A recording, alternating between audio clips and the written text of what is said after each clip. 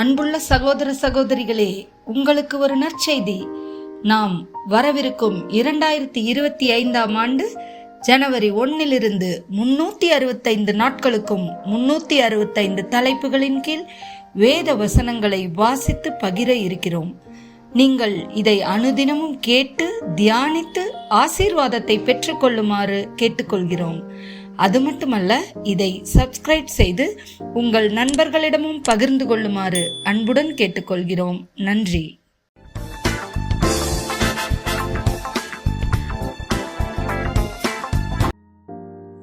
இன்று நாள் 128. தலைப்பு நாகரிகம். கொலசேயர் 3:12. ஆகையால் நீங்கள் தேவனால் தெரிந்து கொள்ளப்பட்ட பரிசுத்தரும் பிரியருமாய் உருக்கமான இரக்கத்தையும் தயவையும் மனத்தாழ்மையையும் சாந்தத்தையும் நீடிய பொறுமையையும் தரித்து கொண்டு. 1 கொரிந்தியர் 7:31.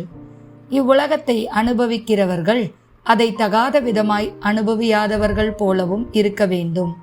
இவ்வுலகத்தின் வேஷம் கடந்து போகிறதே. 1 பேதுரு 1:14. நீங்கள் முன்னே அறியாமையினாலே கொண்டிருந்த இச்சைகளின் படியினி நடவாமல் கீழ்ப்படுகிற பிள்ளைகளாயிருந்து. சங்கீதம் 119:73. உம்முடைய கரங்கள் என்னை உண்டாக்கி என்னை உருவாக்கிற்று. உம்முடைய கற்பனைகளை கற்றுக்கொள்ள என்னை உணர்வுள்ளவனாக்கும். 1 பேதுரு 3:3-4 வரை.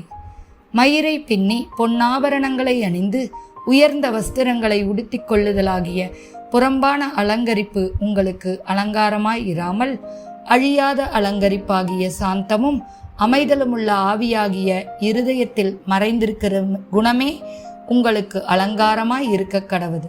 அதுவே தேவனுடைய பார்வையில் விலையேற பெற்றது. ஆமென்.